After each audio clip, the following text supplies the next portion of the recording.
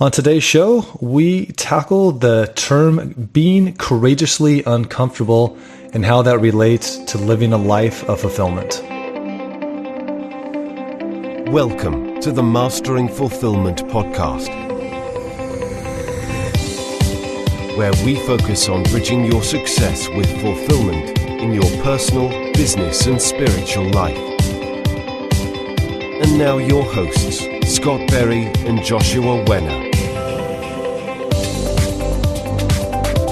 So if you've listened to one of our episodes that we just recorded back in January, we were really tackling this whole idea of goal setting and how it really intersected and intertwined with fulfillment. And today we thought we'd kind of go over some personal accountabilities and just really kind of loosely wrap on how being courageously uncomfortable really intersects with having a fulfilling life. And as me and Josh were talking about a few weeks ago, how as we start this new year, how people are really starting to build some of their intentions and some of their goals, as they start to move forward, take action, and start to step into a lot of these goals, that what it's going to actually entail is actually being uncomfortable. And, I'll ask you this, Josh. Do you think that you can have a goal or have some type of intention that you're looking to kind of bring into your life and not have it encompass some type of uncomfortability to some degree or another? Yeah, that's a great question, Scott. And I actually was just having a conversation with the guy. We were talking about accountability. I'm a big believer in accountability and the power of accountability. And he was telling me how he was really focused on his health and he was already doing it. And I'm like, okay, well, if you're already focused on your health and you're already doing the action steps, then you shouldn't focus on that for accountability. It's like I think the main benefit of when you talk about uncomfortability is things that take courage. Courage actually comes from the Latin word cor, C-O-R, which means heart, and courage, I think that's the way they pronounced it, was a French term, and it actually meant heart rage. So it's interesting. It's like courage of the heart means, do I have the courage to go into these areas of developing myself where I may have been avoiding or putting off or not doing? So a perfect example could be when it comes to goal setting. How many people talk about writing a book, or they talk about creating a podcast, or they talk about losing weight, or they talk about making more money, or they talk about creating a relationship or getting out of a relationship? There's so many areas of life. And when we talk about having a fulfilled life, if you've been talking about it and you've been talking about it for a period of time and you haven't been doing it, then I would suggest that it means you're not willing to get uncomfortable. So exactly what we're talking about is, in order to live an amazing, fulfilled life, a lot of it takes radical, courageous uncomfortability to do those things. Because if they were easy, everybody would do them. Right. Mm-hmm. So yeah, I do think that it takes uncomfortability to really have a level of fulfillment, because fulfillment comes almost when we grow. I believe a deep part of fulfillment is growth, tied to growth. Yeah. And a large part of growth is when you don't know something, you have to get uncomfortable. And then as you start to learn it and through that uncomfortability, you grow as a human. And I think that's what provides fulfillment. It's almost like movement. It's like motion creates emotion. It's a form of motion that creates the emotion of fulfillment. Yeah. I think as me and you have, we've really been students really dissecting this whole idea of fulfillment. And, it's such a broad spectrum of what that actually means. But there are, I believe, some really core principles. And one of that is growth equals life, and ultimately growth equals fulfillment. And I think that if you really ask any people that you would see in your world, whether they're, I guess, intimately in your life, or if they're someone you look up to, like a Richard Branson or whatnot, that they live some type of life continuously where they're always engaging themselves into some type of growth and some type of uncomfortableness, to where they're always kind of stretching themselves. But I think this whole idea of growth equals life, and then ultimately that growth equals fulfillment, that all of that really kind of goes hand in hand. And I think if you really kind of step back and you look about, okay, what are the people that just seem really happy or really content and just seem to really feel this sense of where their life is going, and they feel really strong and connected to it. I would imagine that if you really had those conversations dissected to the core level of what that is, a lot of that has to do with growth. And, there's this really great saying that there's no growth without being uncomfortable. So, one of my goals, it's funny that I'm thinking about this right now, that one of my goals, oh God, I think this was in 2008 or 2009, when I really started to get into this concept.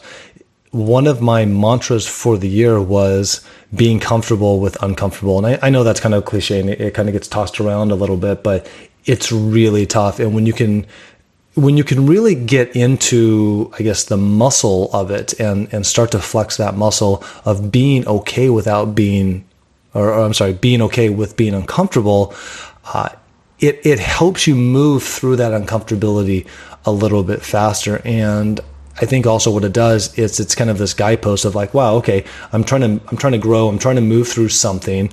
I'm uncomfortable.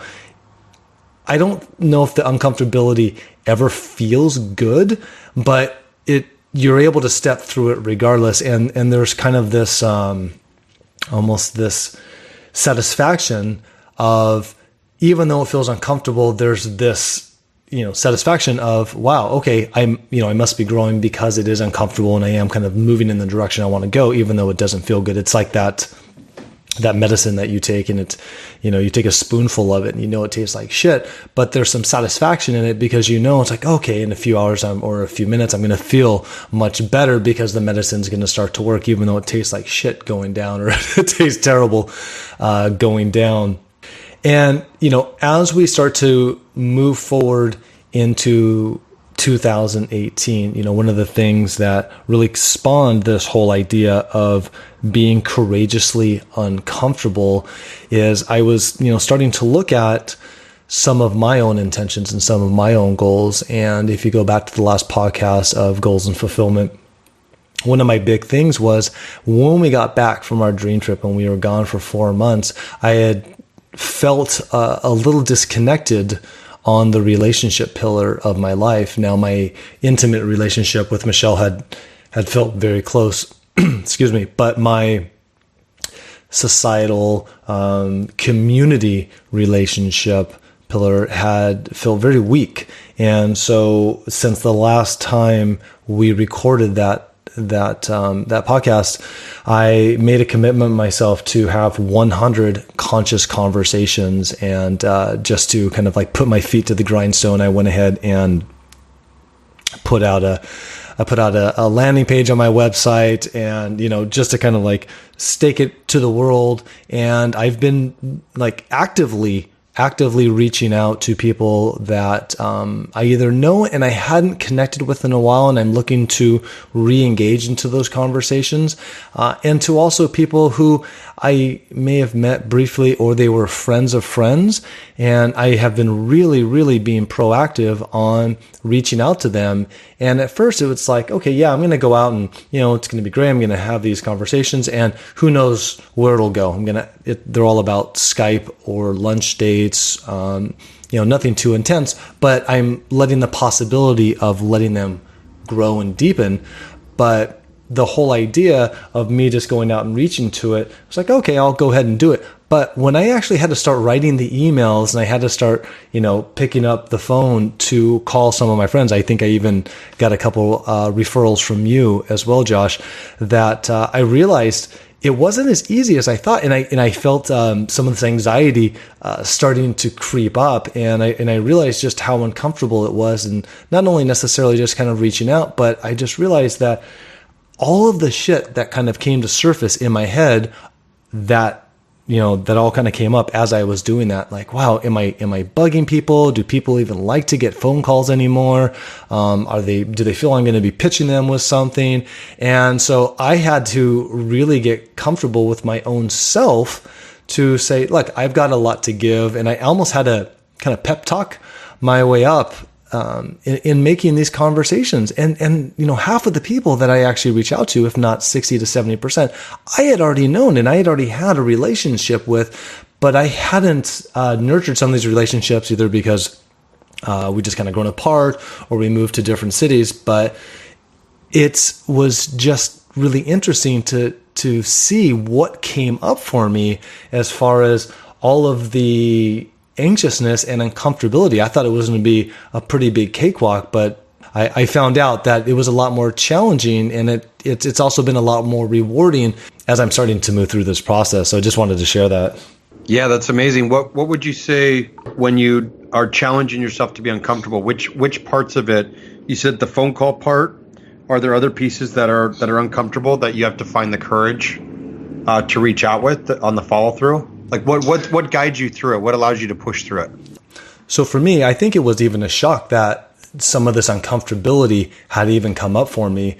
And so as I started to make calls, I realized what was coming up in my body. I realized the anxiousness that was coming up. I realized the stories that I was telling myself about whether they even wanted to be received from me, whether they even wanted to hear from me and whether I'd be bugging them. And so I had all these kind of stories that come up. And I think to get back to your question of, what helped me kind of get through that is me going back to the why of why I was actually doing this. And for me, it was being able to connect with somebody on a really deep level, and then the opportunity, I guess, both on a two-way street for me to add value to somebody else, and to me to also receive value from somebody else. And so, for me, it was having to remind myself that I was going into it as a really win-win proposition, and using this as an opportunity for me to grow my network, to have the availability to promote my gifts a little bit more, and to really find out what some of the people who I had either looked up to or I'd wanted to connect with or I hadn't heard from in a while, how can I help them? And if it aligned, how could I really be able to find out what's going on in their world and to be able to maybe support in any way I can. So I think for me, it was just kind of getting back to the why of like, okay, why am I actually doing this thing called 100 Conversations? 100 Conscious Conversations is because it just looks good and it's just something to do. For me, it was, okay, how can this really propel, my gifts and then possibly help somebody else's gifts in the process? And so for me, it was just kind of reminding myself of that very thing. Yeah, I love that. I think that's really a key distinction. And, if we say distinction, I've had a number of people say they didn't know what distinction meant. Distinction is just a light bulb, or it just means a light bulb moment, something of like an aha moment. So I think a key distinction is when we're moving towards something, we start to notice in our body. So again, you have a goal. Your goal was to get out and meet new friends and new connections. Somebody else's could be to go to the gym, could be to make more money. And in order to make more money, a lot of times if you're selling something or getting new clients, there's the same things we come up against. If it's dating and partnership, it's the same thing. We're out meeting new people. And those same stories come up that try to kind of take you out. It's almost like the head stories. And I think those head stories are the ones that kind of stop us. And so I really liked what you said of moving into the heart, feeling where there's discomfort, and the stories that were there, and then also pushing through it by focusing on a new story or a new outcome that was empowering you. Right. Well, and I think that's where all the uncomfortability comes from, it usually comes from the stories that we're telling ourselves. The fact of me having to actually pick up the phone and actually connect with people, that actually wasn't that hard, but it was all the internal kind of mind chatter that I had about the entire process. And I think that was really tough. And, I think you can really apply this to so many spectrums, starting your own business, you are going to run in a ton of uncomfortable moments. And I think that's why there's a lot of entrepreneurs or freelancers or people that are just starting their own business where they get really enthralled with the idea of being their own boss, producing XYZ widget or producing this service that's going to be of immense value for people.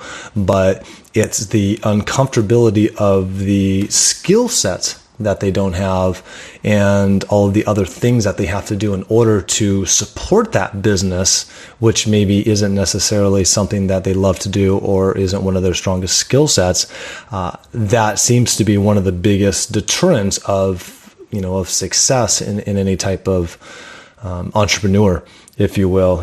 It's the, setting up the, the tax IDs and getting the accountants and, all the other background stuff that's used to support.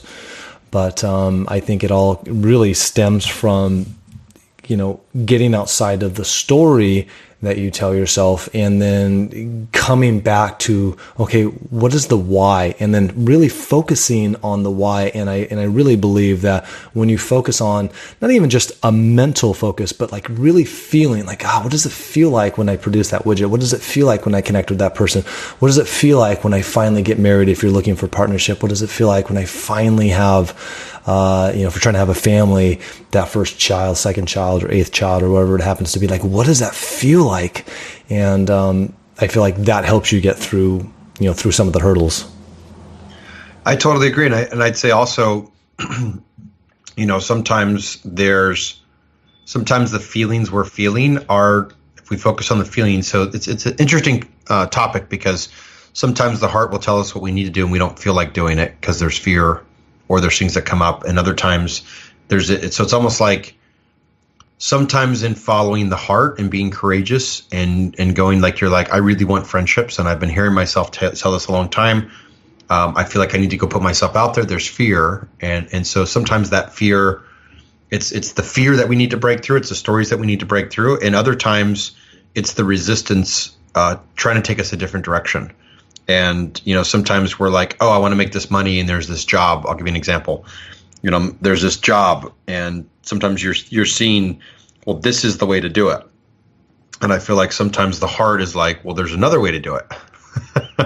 And so sometimes I think it's us learning to feel is really a skill set that I think it needs to be practiced to learn, okay, when is it my fear that I need to overcome and get outside my comfort zone?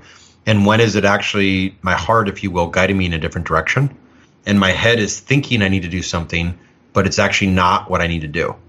It's like I've seen a lot of people go out and they'll just literally hit their head and do the same thing over and over and over again because they're like, this is how I'm going to get from A to B. And they can get there, but it's a very like trudging through the snow, trudging through the muck area. And they could have just taken a different direction and it'd been light and effortless. So I think this is a really interesting again, when it comes to fulfillment, what is fulfillment? And when do you need to be courageous with fulfillment? When do you need to feel into your heart what you need to do and overcome some uncomfortability and get out your comfort zone? Because that's where all the growth is. And that could also look like not doing what you think you need to do, right? Sometimes the uncomfortability is in the surrender of like, wow, I'm going to totally surrender this for a moment. And the plan I had, the strategy I had, the thing I've been fighting for, whatever that may be, sometimes it's about the breakthrough. And sometimes it's literally about I'm going to just surrender and turn it over to God or spirit or the universe or whatever you believe created us, creates nature. And I'm going to trust and have faith and I'm going to follow where it's guiding me or leading me. And so I think there's a discernment there and it's kind of a teeter-totter between the two. And I think the only way to discover it is our own discovery process of learning, oh, that's fear. And that is resistance, or I guess you should say, it's like this is the flow of the river, and if you maybe fear could be like the pools on the side of the river that just keep us stuck around the pools, and we're afraid to go down the river, but the river's down there. And it's like, okay, I can sit around this pool forever looking at the river. And sometimes I just need to, get strong enough to get outside the river, and it's uncomfortable to get back in that current because I don't know where the river's going to take me. And so I can either go down that river, or sometimes we're trying to get out of the little side pool and we're trying to swim upstream because we're resisting going with the flow. That might be an interesting metaphor of like, oh, am I just saying, oh, here's the river, go down it, and I'm caught in a little side whirlpool, or am I actually trying to go uphill and it's the wrong direction? Mm-hmm. and it feels heavy. Yeah. And it almost sounds like, given that example of, doing that one thing in that one person who was trudging that same direction, it's almost like, sometimes in our head, we feel like, okay, the best way to get from point A to point B is actually to go up river, instead of just kind of like surrendering and allowing yourself into a different direction. It's like, oh, it would be much more, easeful if we were to go downstream. But I guess in our mind, we never saw that as a possibility. We kind of mapped out the how, but it didn't align with what that initial projection looked like. And so I guess I'm wondering, so for that person who's so, has their blinders on and they're kind of like moving in one direction and they're, like you say, just really like trudging through the mud, what is it about that mindset that's maybe keeping them or allowing them to really be, I guess, open and a little bit more free flowing to going into a different direction or open to something else? Would you say it's uncomfortability, or would you say it's just a story that they have, or what would you say that, that is stopping that person from allowing other possibility to come in? Yeah, great question. I'm thinking of I'm trying to think of an example that would portray, because when the discernment, maybe there's two different examples. When a discernment is, I like your example of, I want to meet new friendships. I'm feeling like I want to cultivate new friendships and I haven't been developing them. I'm feeling this need. So I got to get outside my comfort zone to go develop those and create that, kind of get that energy flowing. And I think the contrast is, I'll take up one of the guys in my recent retreats. He's had a story about money forever, if you will. And I hear what for him, his story is he keeps getting busy. So he takes on project after project after project, and none of the projects really pan out the way he wants. And when I actually talk to him at the end of the day, he's, how would I describe it? He's trudging uphill, but he's not really trudging, if that makes sense. He's trudging uphill, but he's not being uncomfortable. He's not making the calls. He's not doing some of the things that he needs to do. And I think in that case, the trudging is more the story. It goes back down to the same story of why he's not where he wants to be or why he doesn't have the energy. Well, it sounds in that story, he's almost to a point where he's filling himself up with a lot of busy work, but he's actually not making a lot of progress for whatever reason. And I know some people, especially entrepreneurs, will do this all the time, where we'll sit and we'll create a lot of busy work to make ourselves feel fulfilled, but we realize we're not actually moving in a direction that's actually getting us to where we want to go sometimes. So yeah, that's okay. So on that point, that's a great distinction. Is it's really busy. It seems like we're doing a lot of movement, but we're not going anywhere. So it feels like we're trudging through the water, but really the uncomfortability is to pick up the phone and make calls to enroll new clients or build new connections is what he's resisting. And instead he's spending all this time doing all these other tasks. And instead then he gets to sit in the fear of not having the money and use that story over and over again, right? Instead of doing something about it, getting uncomfortable, building momentum, and taking action on the thing that he's most uncomfortable about. So I think one of the distinctions or one of the differentiators can be trudging is when you're not really feeling. I think trudging is when you're in your head. And you're not feeling, because I think as we practice feeling and getting in the body, it'll tell us where to go. It'll tell us what'll move the needle and where we have resistance to do it. Right. Yeah. And I also think a lot of that busyness is like a protector. It almost keeps us from the uncomfortability. It almost allows us to not have to think about looking at something different that might be uncomfortable. Let me ask you this. In that example, do you think it sounds like he might have been aware of it afterwards? But I know a lot of times we start pushing one direction, and and we don't even realize that we're doing it. Right. It's kind of a subconscious thing. It sounds like he may have had the awareness later, but I'm curious if you think he was aware of it even before that. I actually thought of it totally as you were saying that. I got another example of another man who I see a similar pattern but different in him. He wants to create. He has this vision of what he wants to create, and he's been saying it to me for probably 10 years. Like, I've known him for a long time. And when he comes out, he always thinks his energy is like breakthrough energy. So it's a perfect example. He always thinks he needs to push harder, faster, go to the next level, if that makes sense. So he's so focused on pushing through to breakthrough that he's not able to be gentle when it needs to be gentle. And to me, that's exactly what's stopping him. Is he's literally made it up in his mind that, oh, you just need to break through. So it's all or nothing. So when it needs to be gentle, there's no breakthrough. It's like, I got to push myself to the point of exhaustion. But if you're not willing to be gentle with yourself, how can you lead other people and know where to be gentle with them, when to push them through, and when to be gentle with them? So that's at least what I saw, is that same piece. And I also say a lot of times the uncomfortability, I think it really comes back to the same thing we're saying. Like, it's really hard to push through that uncomfortability. It feels like the void. It feels like the emptiness. It feels like the black sludge, It feels like this like heavy thing that we're trying to do when we're trying to create an area of our life, or if it wasn't, we would have already have created it. Right. Exactly. We would have done it if it wasn't heavy. Good point. The fact that it's heavy is because we're trying to do it. And if it's been there for a long time, then what ends up happening is then we stack the story. So whatever story we create of why we didn't achieve it gets stacked. And now we have this huge story. So not only are we doing that, but we're also having to surrender the story now that's stacked upon it of like, oh, is it just that I just didn't get outside my comfort zone?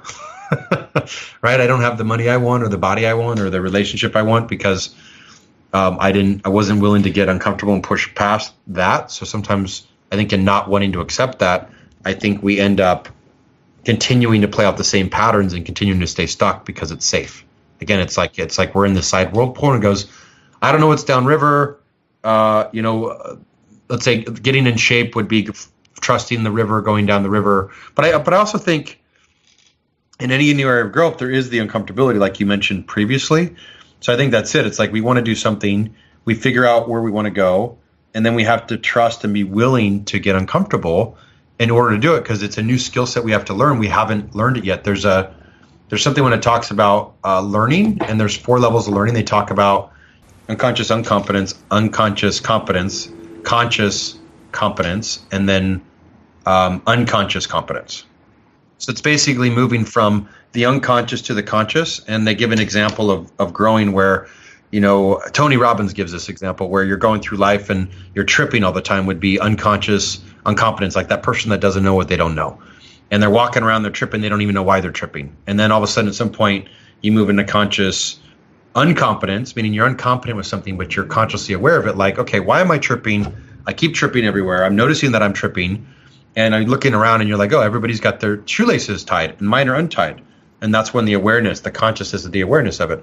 And then as we move into conscious competence, that's when we're tying our shoes. And as we're practicing tying our shoes, it's like we're very focused on what we're doing. Our tongue's out of the side of our mouth. It's like it takes every effort just to tie the shoes and put the loop and, go around the tree and that whole metaphor.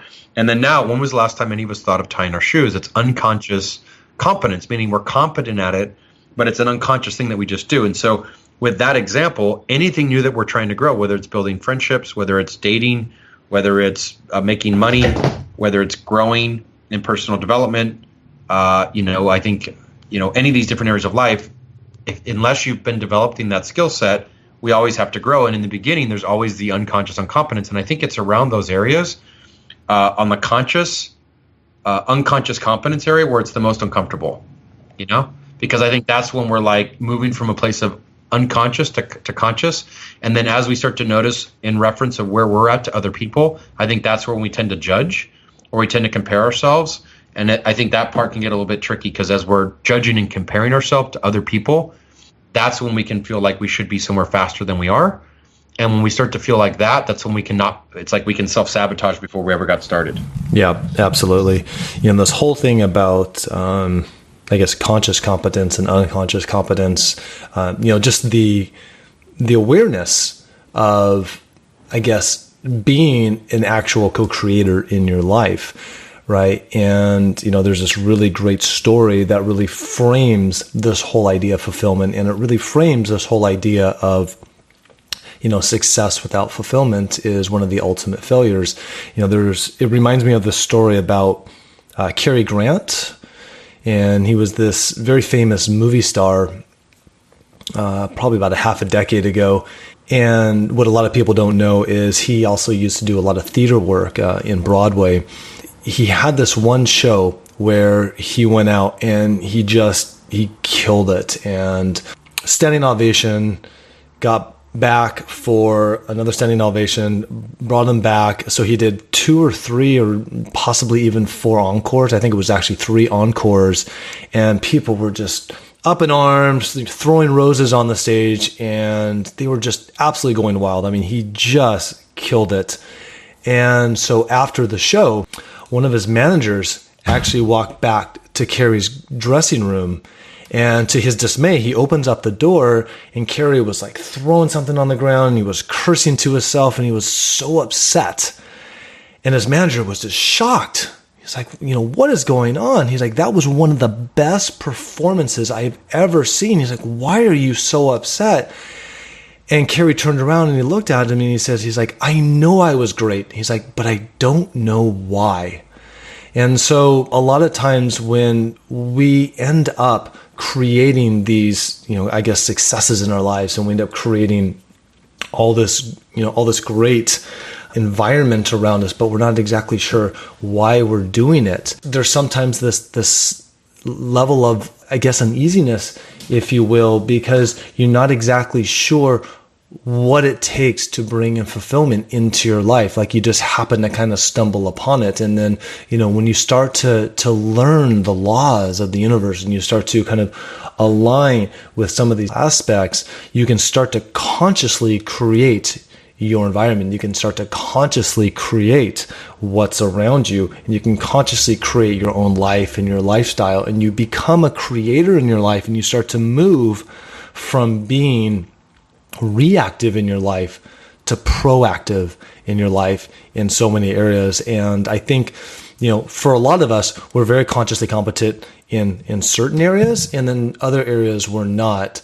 But when we can start to have a little bit more awareness in it, it's like, that's when the juices start to flow. That's when things start to rock and roll. And that's when, life starts to get super juicy and super fulfilling. And I can only speak for myself. That's part of my work, is to really moving into that whole conscious competent thing, to a point where, certain things like, just waking up and having gratitude, and, coming home and, literally going straight to my wife to give her a big hug, and creating that muscle memory to where I don't have to start thinking about it.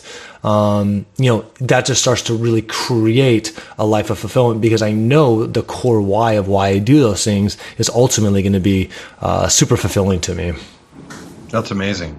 I love that. I love that. Getting in a way of where we're consciously creating our life, and doing it in a way where, because again, even when you first started that, let me ask you a question on that. When even though you love your wife